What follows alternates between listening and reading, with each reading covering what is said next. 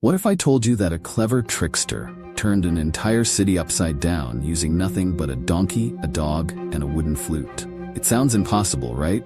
But in this tale, nothing is what it seems, and no one is safe from the ultimate con. Welcome to Storyscape. Here, every tale opens a new world. Join us as we explore stories that inspire, entertain, and ignite your imagination. Don't forget to subscribe and turn on notifications so you never miss an adventure.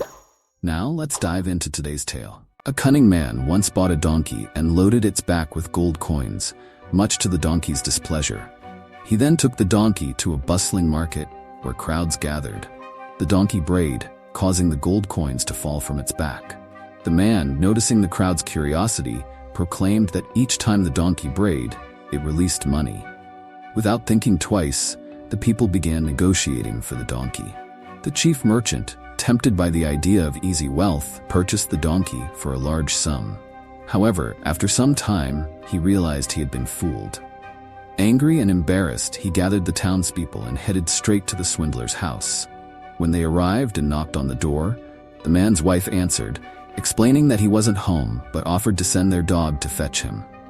She then released the dog, which had been kept locked up. The dog eagerly ran off, escaping entirely. Moments later, the swindler arrived, leading a different dog that resembled the runaway one.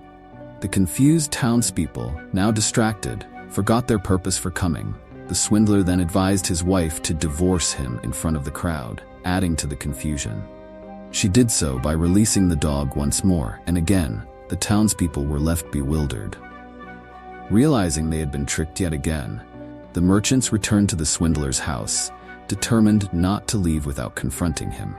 Upon entering, they found only his wife, so they waited. When the swindler finally came home, he greeted them and turned to his wife, asking why she hadn't properly hosted their guests.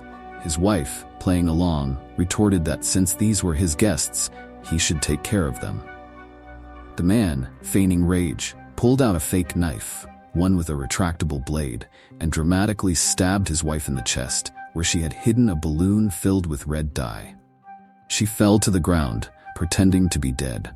The stunned men began blaming him for his reckless behavior, but he calmly reassured them, saying, "Don't worry, I've killed her many times and I can always bring her back." The swindler then took out a flute and began to play. Miraculously, his wife sprang up, appearing full of energy, and went off to make coffee for the bewildered men. Captivated by what they saw, the men completely forgot why they had come. Instead, they started haggling over the magical flute, and one of them eventually bought it for a large sum of money. The buyer, eager to try it out, rushed home and stabbed his wife, playing the flute over her for hours to no avail. By morning, realizing the horrible mistake, the man was too terrified to admit what he had done.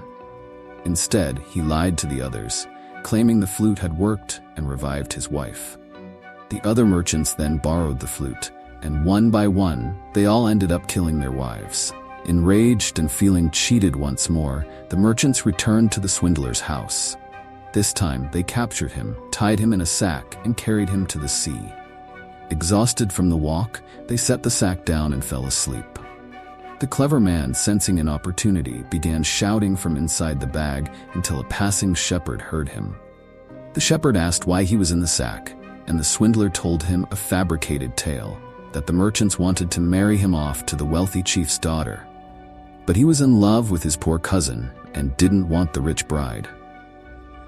Believing this tale, the shepherd agreed to switch places, hoping to marry the chief merchant's daughter. As soon as the shepherd was inside, the swindler freed himself, took the shepherd's flock of sheep, and returned to the city.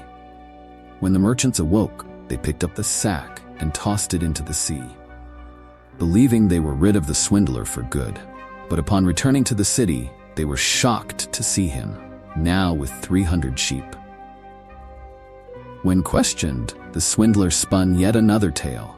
He claimed that when they threw him into the sea, a mermaid rescued him, gave him the sheep, and brought him ashore. The swindler even said that if they had thrown him farther out to sea, her even richer sister would have saved him and rewarded him with thousands of sheep. Believing his story, the townspeople all rushed to the sea and hurled themselves into the water, hoping for the same fortune.